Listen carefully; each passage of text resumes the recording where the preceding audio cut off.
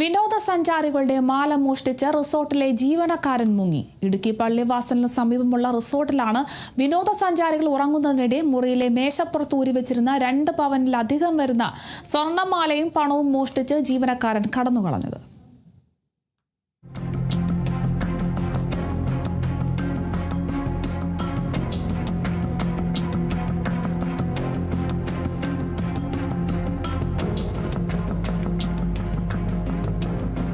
കഴിഞ്ഞ ദിവസമാണ് കേസിനാസ്പദമായ സംഭവം നടക്കുന്നത്. പള്ളിവാസലിലെ റിസോർട്ടിൽ താമസിച്ച ചെന്നൈ സ്വദേശികളായ ദമ്പതികളുടെ മാലയാണ് മോഷണം പോയത്.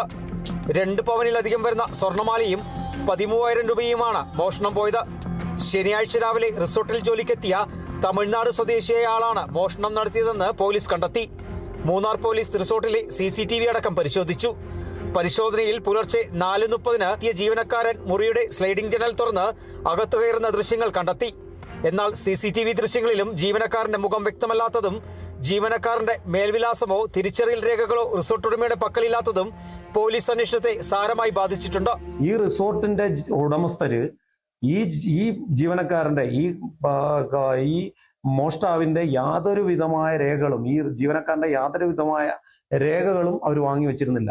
അയാളുടെ ആധാർ കാർഡോ അല്ലെങ്കിൽ ഒരു ഫോട്ടോയോ ID പ്രൂഫോ അല്ലെങ്കിൽ ഫോൺ നമ്പറോ ഒന്നും തന്നെ ഇല്ല. നമുക്ക് മുന്നിലുള്ള ഏക തെളിവെന്ന് പറയുന്ന അയാളുടെ വേഗമായിട്ടുള്ള CCTV വിഷ്വൽസ് മാത്രമാണ്. അത് കേന്ദ്രീകരിച്ചാണ് അന്വേഷണം നടക്കുന്നത്. മറ്റു വിവരങ്ങൾ ഒന്നും തന്നെ ലഭ്യമായിട്ടില്ല. മൂന്നാറിൽ നിരവധി റിസോർട്ടുകൾ പ്രവർത്തിക്കുന്നുണ്ടെന്നും വിവിധ സ്ഥലങ്ങളിൽ നിന്ന് വരുന്ന ജീവനക്കാരുടെ കൃത്യമായ തിരിച്ചറിയൽ രേഖകളും പോലീസിൽ ഹാജരാക്കണമെന്നുമാണ് പോലീസിന്റെ നിർദ്ദേശം. ഏതായാലും പ്രതിക്കായുള്ള അന്വേഷണം മൂന്നാർ പോലീസ് ഊർജിതമാക്കിയിട്ടുണ്ട്. Kerala vision news, Idukki.